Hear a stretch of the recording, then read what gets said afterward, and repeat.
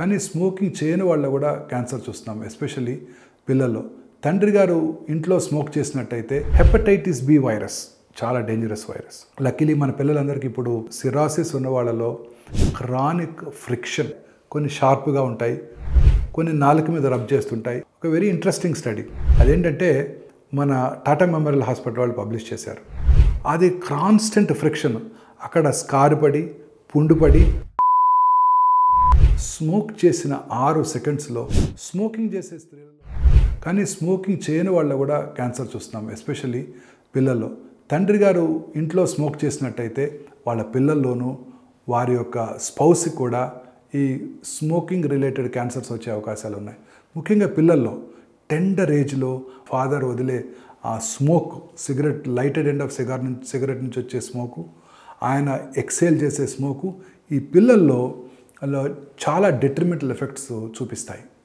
వాళ్ళ మ్యూకోజా టెండర్గా ఉన్నప్పుడు వాటి మీద ఎఫెక్ట్ చూపించి పెద్దయినాక వాళ్ళ క్యాన్సర్స్ వచ్చే అవకాశాలు ఎక్కువగా ఉంటాయి. ప్యాసివ్ స్మోకింగ్ అంటాం, దీన్ని కూడా మనం అవాయిడ్ చేయాలి.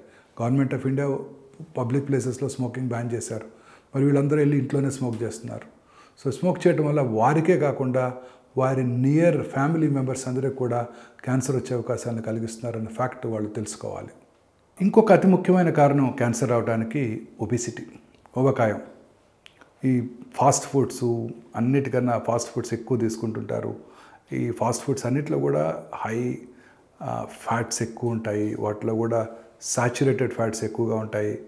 అనేక రకాల ప్రిజర్వేటివ్స్ వాడి కేక్స్, బేకరీ ఐటమ్స్, కన్ఫెక్షనరీ మైదాతో తయారు చేసే ఉంటాయి. ఇవన్నీ కూడా హై క్యాలరీ, సమపాళ్ళలో తీసుకోవాలి. అన్నీ కూడా కార్బోహైడ్రేట్స్, ప్రోటీన్, ఫ్యాట్ అన్ని సమపాళ్ళలో తీసుకున్నట్టయితే మనకి ప్రాపర్గా డైజెషన్ బాగుంటుంది. అలాగే ఊబకాయం రాకుండా కూడా చూసుకోవడానికి అవకాశం ఉంటుంది. ఈ obesity is a very important factor in the aetiology of cancer.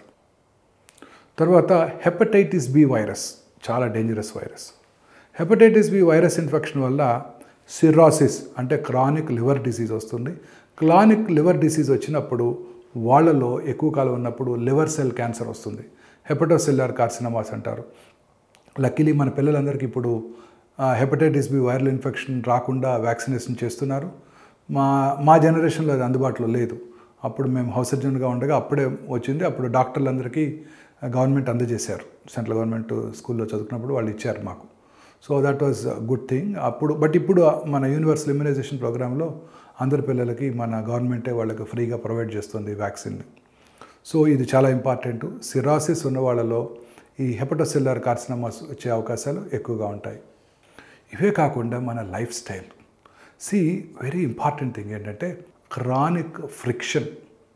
అంటే ఇప్పుడు పళ్ళు మనందరికీ ఉంటాయి, కొన్ని షార్ప్గా ఉంటాయి, కొన్ని ఓరియంటేషన్ కొంచెం వంకరగా ఉంటాయి, కొన్ని నాలుక మీద రబ్ చేస్తుంటాయి, కొన్ని దవడ లోపలి భాగం బక్కల మ్యూకోజా మీద రబ్ చేస్తుంటాయి. ఆ క్రానిక్ ఫ్రిక్షన్ వల్ల అల్సర్ కలిగి అది క్యాన్సర్కి దారితీయవచ్చు. అలాగే ఇల్ ఫిట్టింగ్ డెంచర్స్ ఉంటాయి పెద్దవాళ్ళలో, అవి కూడా అల్సరేషన్ కలిగించి క్యాన్సర్కి దారితీయవచ్చు. ఇవన్నీ కూడా అవాయిడబుల్ ఫీచర్స్ అన్నమాట. ఒక వెరీ ఇంట్రెస్టింగ్ స్టడీ అదేంటంటే మన టాటా మెమోరియల్ హాస్పిటల్ వాళ్ళు పబ్లిష్ చేశారు. మరాఠీ స్త్రీలు శారీని ధోతీలాగా కట్టుకుంటారు. సో కట్టుకున్నప్పుడు టైట్గా కట్టుకుంటారు ఒకే చోట. అది కాన్స్టెంట్ ఫ్రిక్షన్, అక్కడ స్కార్ పడి పుండుపడి అక్కడ క్యాన్సర్ వచ్చింది వాళ్ళకి. 3 కేసెస్ ఇన్సిడెంట్స్ ఆఫ్ 3 కేసులు వాళ్ళు పబ్లిష్ చేశారు టాటా మెమోరియల్ హాస్పిటల్ వాళ్ళు. సో ఈ క్రానిక్ ఫ్రిక్షన్ అనేది చాలా ఇంపార్టెంట్. ఈ క్రానిక్ ఫ్రిక్షన్ ఎక్కడైనా జరుగుతుంటే పళ్ళు ముఖ్యంగా ఓరల్ క్యావిటీ క్యాన్సర్స్ చాలా కామన్గా చూస్తుంటాం. సో కేర్ఫుల్గా ఉంటుండాలి. ఇవేమి నొప్పి కలిగించవు. అల్సర్ వస్తుంది, నొప్పి కలిగించినటువంటి అల్సర్ అందరూ అశ్రద్ధ చేస్తారు, అది క్యాన్సర్గా మారిపోతుంది. రెగ్యులర్గా ఫ్రెష్ ఫ్రూట్స్ ఎక్కువగా తీసుకుంటూ, వెజిటబుల్స్ ఎస్పెషల్లీ గ్రీన్స్ ఎక్కువగా తీసుకుంటూ, మీట్, రెడ్ మీట్ అనేది చాలా తక్కువగా తీసుకుంటూ, తర్వాత దురలవాట్లకి దూరంగా ఉంటూ, టొబాకో స్మోకింగు, ఆల్కహాల్ వీటికి దూరంగా ఉండటం, ఇవన్నీ కూడా రెగ్యులర్గా ఎక్సర్సైజ్ చేస్తూ లీన్ బాడీ మాస్ మెయింటైన్ చేసినట్టయితే క్యాన్సర్ కూడా దూరంగా ఉండడానికి అవకాశం ఉంటుంది. స్మోక్ చేసిన 6 సెకండ్స్లో ఆ టొబాకోలో ఉండే 80 to 100 క్యాన్సర్ కారక సబ్స్టెన్సెస్, దాన్ని కార్సినోజెన్స్ అంటారు, మన బ్లడ్లోకి వెళ్ళిపోయి బాడీ అంతా కూడా ఆ బ్లడ్ ద్వారా వ్యాప్తి చెంది అనేక రకాలైన క్యాన్సర్కి దోహదం చేస్తాయి. టొబాకో స్మోకింగ్ ఒక లంగ్ క్యాన్సరు, ఓరల్ క్యాన్సర్సు, తర్వాత స్వరపేటిక క్యాన్సరు కానే కాదు, మిగతా బాడీ అంతా కూడా క్యాన్సర్ వచ్చే అవకాశాలు ఎక్కువగా ఉంటాయి. బ్లాడర్ క్యాన్సర్సు, ప్యాంక్రియాటిక్ క్యాన్సర్సు, ఇంకా భారతదేశంలో గర్భసంచి ముఖద్వార క్యాన్సరు హ్యూమన్ పాపులోమేటస్ వైరస్ వల్ల వస్తుందని మనకు తెలుసు.